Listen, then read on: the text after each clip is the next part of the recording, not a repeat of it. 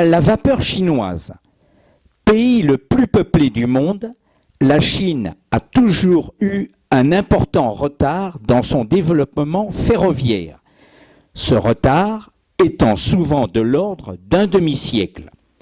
Mais le chemin de fer y a toujours été le seul moyen de transport terrestre, et la locomotive à vapeur a donc connu une période d'activité à la fois intense et très prolongée, jusqu'à il y a peu de temps encore. Deltic. Cette machine est l'une des locomotives diesel britanniques les plus réussies.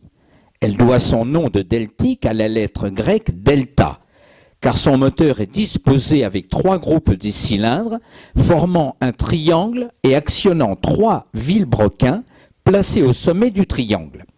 Bizarre, mais performant. La série des Deltic.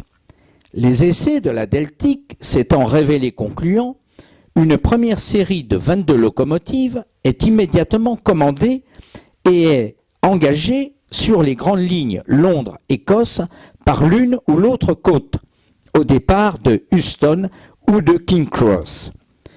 Ces machines sont les plus puissantes au monde à l'époque. Elles sont brillantes en service.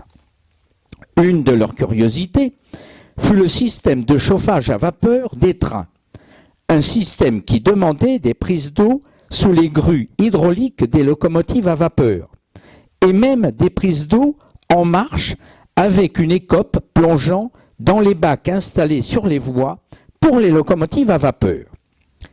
Elle se distingue en montant des rampes de 5 pour 1000 à plus de 140 km/h en tête de train très lourd ou en assurant des moyennes de plus de 120 km/h sur de longs parcours avec des pointes à 160 km/h, faisant mieux que la vapeur et gagnant plus d'une heure sur le parcours Londres-Édimbourg.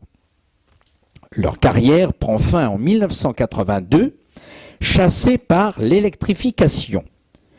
Une de ces belles locomotives est heureusement préservée au Science Museum de Londres. CC série 51. Comme l'ensemble des réseaux mondiaux, la Société nationale des chemins de fer belge mène un intense combat durant les années 1960 pour éliminer définitivement la traction vapeur. La traction diesel est une solution pour les lignes dont le trafic ne justifie pas une électrification. Une CC lourde apte à tous les services. La locomotive lourde à 6 essieux moteur type CC ou A1A, A1A, pesant une centaine de tonnes, est l'illustration même de la doctrine en matière de traction diesel pour les réseaux européens du lendemain de la guerre. Elle répond à ce que les réseaux américains eux-mêmes, pionniers de la traction diesel de ligne, ont mis au point et expérimenté dès les années 1940. capable de rouler à 100-120 km/h, offrant un poids à l'essieu de l'ordre de la vingtaine de tonnes, lui ouvrant l'ensemble des lignes. Ce type de locomotive est à la fois apte au service des voyageurs express et non rapides sur des lignes régionales et au service des trains de marchandises sur l'ensemble du réseau. En double traction, ce type de locomotive peut assurer la traction de trains de marchandises lourds. VL 80. Lénine aimait les chemins de fer et se passionnait pour l'électrification du réseau de l'Union soviétique. C'est pourquoi les initiales du grand homme VL sont données à ces locomotives qui sont construites à partir de 1963 et qui forment une des plus importantes séries soviétiques. Ces immenses bébés plus bébés roulent à travers la steppe et contribuent à l'édification du socialisme. Voici ses caractéristiques techniques. Type BB plus BB, courant de traction 25 000 volts monophasé 50 Hz, puissance 4720 kW, moteur de traction 8 fois 590 kW, masse 184 tonnes, pour une longueur de 32 mètres 84 et sa vitesse 110 km/h. Pacific Britannia. Cette Pacific fut la dernière d'une glorieuse histoire, celle de la locomotive anglaise et dont le type 231 fut particulièrement réussi, tant techniquement qu'esthétiquement. La Britannia est le chant du cygne harmonieux de la locomotive de vitesse à vapeur et elle est suivie de toute une cacophonie moderniste d'engins diesel dont la mise au point, ne parlons pas de la beauté, fut longue, bien longue à parachever. Caractéristiques techniques. Type 231. Moteur 2 cylindres simple expansion. Cylindre 508 par 711 mm. Diamètre des roues motrices 1880 mm. Pression de la chaudière 17,25 kg au centimètre carré. Surface de la grille du foyer 3,9 mètres carrés. Contenance du temps d'air en eau 19,3 tonnes. Contenance du temps d'air en charbon 7 tonnes. Masse totale temps d'air compris 157 tonnes. Longueur totale temps d'air compris 20,9 mètres pour une vitesse de 140 km/h. RE 4/4. Très répandue sur les réseaux suisses, très populaire, cette bébé aux lignes simples assure un service remarquable et très varié. On la voit partout, affectée à toutes les tâches, mais principalement au service voyageurs où elle forme d'élégantes compositions homogènes en tête de rame de voiture du service intérieur suisse. La RE 4/4, le déclin des idées des années 1940. Dessinée à la fin de la guerre, en 1944, cette remarquable petite locomotive bébé est très légère, ne pesant que 56 tonnes, et sa ligne très personnelle comprend une porte centrale à l'avant de chaque cabine de conduite, facilitant les opérations de marche en unités multiples ou en réversibilité.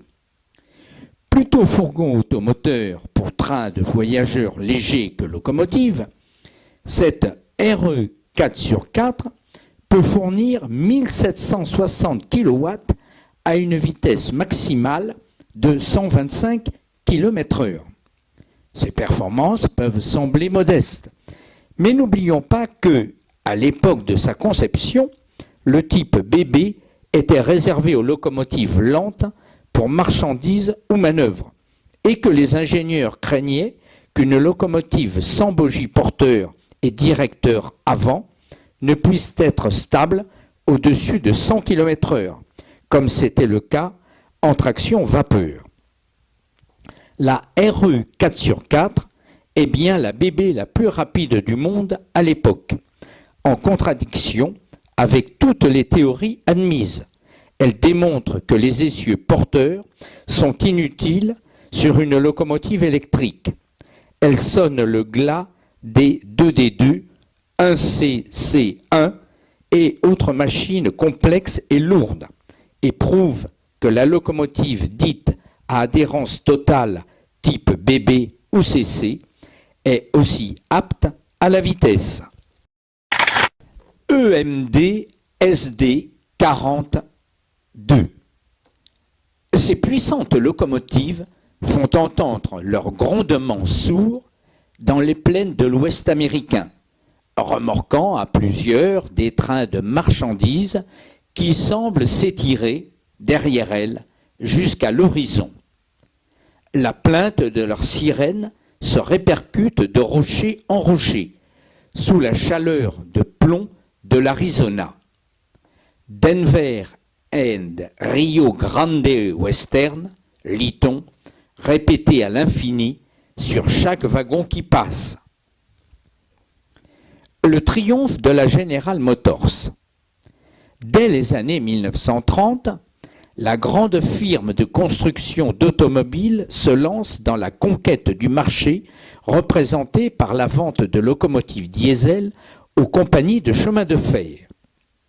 Elle sait en effet que la locomotive à vapeur est à bout de course, tant pour des problèmes de mauvais rendement que de complexité de la maintenance, de difficultés de conduite que de performance. Proposant sur catalogue une gamme de locomotives dans laquelle il suffit, pour les dirigeants des compagnies, de choisir le modèle qu'il leur faut, fournissant en même temps un plan de financement ou même du leasing, ainsi qu'une formation pour le personnel, la General Motors réussit son pari d'envahir complètement le marché ferroviaire américain et d'en éliminer la locomotive à vapeur définitivement. De plus, elle écrase complètement la concurrence. Des firmes anciennes comme Alco ou Baldwin, constructrices de locomotives à vapeur depuis longtemps et reconverties à la traction diesel, n'occuperont jamais qu'une très modeste partie du marché, à peine 20% pour elles toutes. Le géant GM domine et les lettres EMD de l'Electromotive Division de la General Motors deviennent synonymes de locomotives diesel pour des milliers de cheminots américains. BB 120 de la DB. À la fin des années 1970, la DB d'alors n'avait à sa disposition comme machine de vitesse que des CC 103, aptes à 200 km/h. Le besoin d'une nouvelle locomotive, mais de configuration BB, se faisait sentir. Le parc grande ligne devant se contenter souvent des BB 110 et 111, limités respectivement à 150 et à 160 km/h. Les corrections de tracé permettant d'augmenter les vitesses, la décision fut prise en 1977 de lancer la construction d'une nouvelle génération de machines. Un parc en pleine mutation. Depuis la fusion de la DB et de la DR, le parc moteur est en pleine mutation. Le département traction dispose pour les grandes lignes de BB 110 vieillissantes, de BB 111 utiles mais limitées en performance, de BB 112 héritées de l'Est, de CC 103 sur le déclin et de BB 120. Il est vrai que l'introduction massive de rames ICE et ICE2, en attendant les rames de la troisième génération, apte à circuler sous divers courants, réduit les besoins en machines de vitesse. Mais le réseau allemand, réunifié, est vaste et les lignes électriques nombreuses. Alors toutes ces machines, sauf les plus anciennes, resteront longtemps encore des acteurs indispensables de l'ADB.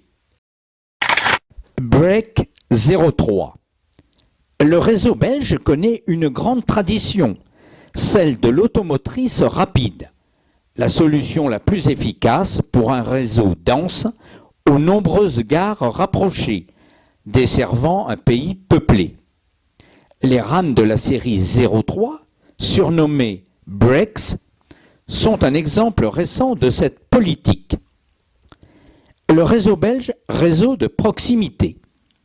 La Belgique est en effet un pays très peuplé et très dense, et son réseau assure un des meilleurs maillages au monde pour le nombre de kilomètres par habitant et la proximité d'une gare en tout point du territoire.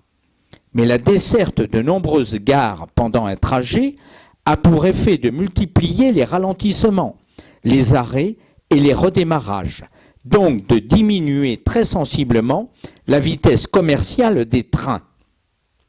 La meilleure des solutions permettant de concilier à la fois une vitesse élevée et une desserte en finesse est l'utilisation de matériel léger et puissant, offrant, de ce fait, de très bonnes accélérations et des freinages sur courte distance.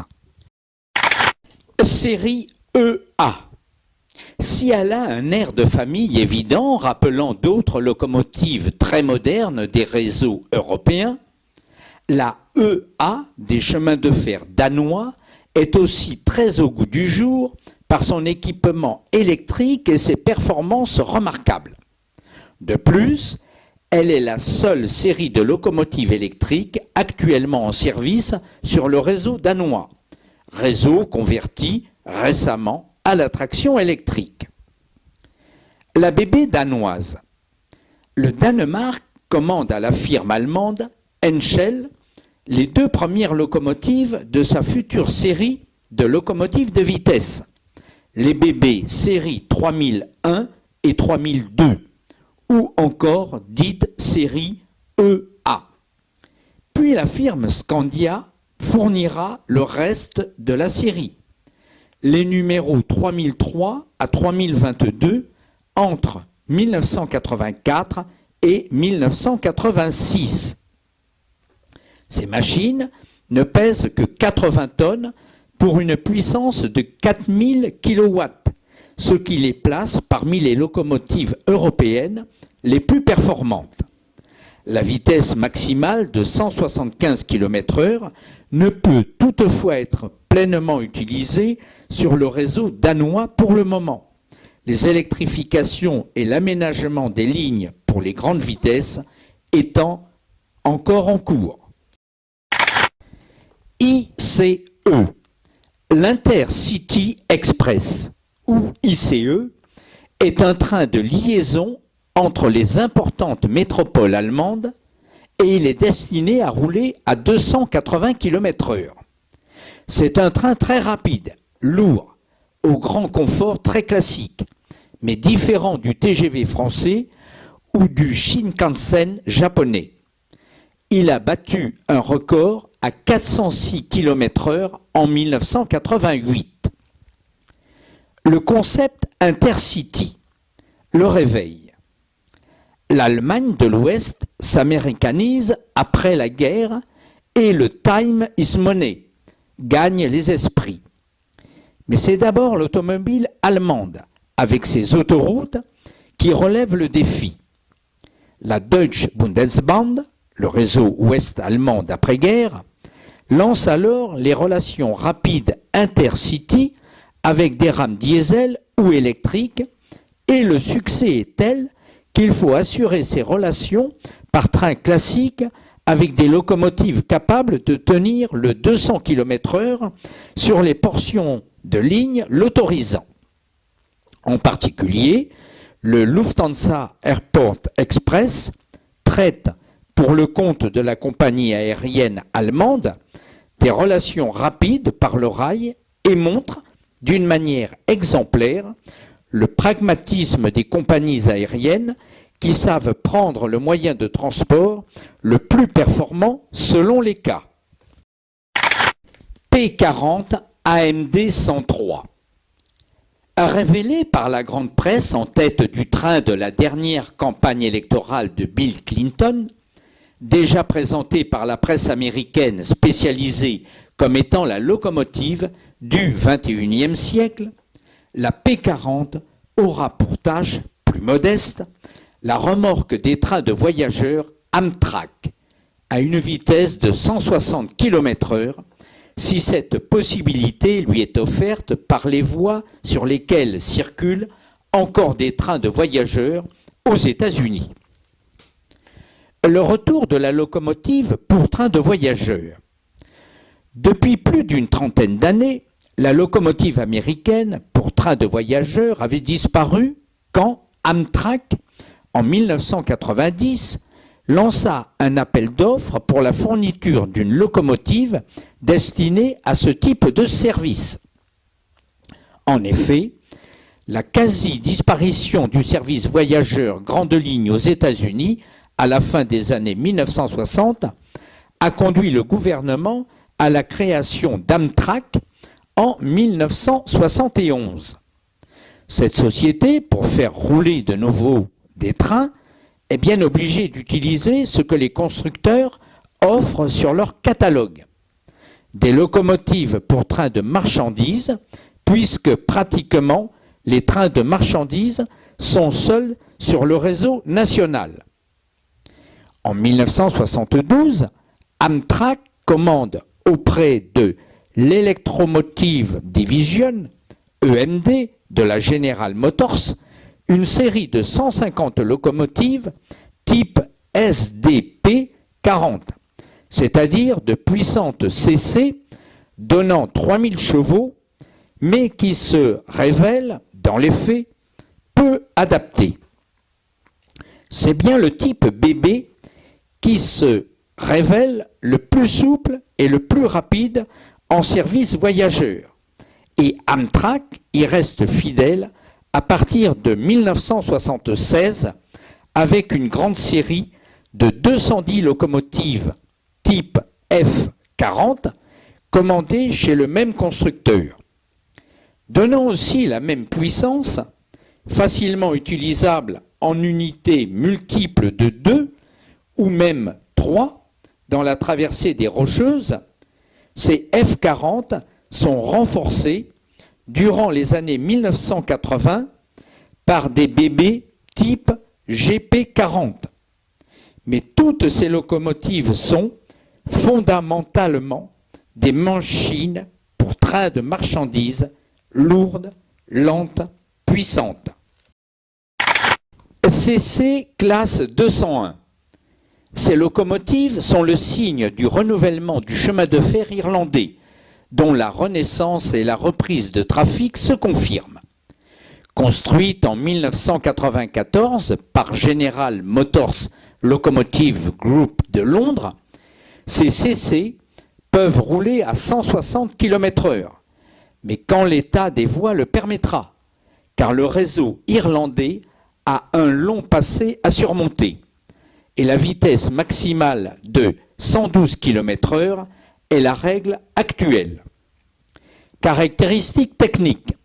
Type CC, moteur principal diesel 12 cylindres, puissance 2388 kW, transmission électrique, moteur de traction 6, type General Motors D43, masse 113 tonnes, longueur 20 mètres 94 pour une vitesse de 160 km/h. Nouvelle rame du Shinkansen. Le Japon, contrairement à l'idée que l'on s'en fait, est un pays de trains. Et tous les jours, 750 000 Japonais prennent le Shinkansen, tandis que 50 millions de Japonais prennent les autres trains. Il était donc normal que les rames du réseau Shinkansen, déjà vieille de 30 ans et intensément utilisée, soient remplacées par de nouvelles. Le pays de la recherche ferroviaire. Le Japon est le premier pays du monde par l'intensité de la recherche ferroviaire et les budgets qui y sont consacrés. Le chemin de fer japonais compte un chercheur pour 250 cheminots, soit 4 fois la moyenne européenne et 2 fois celui de la SNCF, qui en compte 1 pour 600. Le budget est de 60 milliards de yens, soit en proportion 6 fois celui de la SNCF. Si l'on ajoute tous les chercheurs des entreprises privées travaillant pour le chemin de fer, on totalise 2000 chercheurs au Japon et 3000 pour toute l'Europe, d'après la revue générale des chemins de fer. Tous les domaines sont couverts. Lutte contre les tremblements de terre, la construction d'ouvrages d'art de grande longueur, tunnels, viaducs de liaison entre les îles japonaises, les trains pendulaires, les trains à sustentation magnétique, mais aussi les aspects économiques et culturels liés au chemin de fer afin de les développer. Tourisme, culture, sport, architecture urbaine, écologie.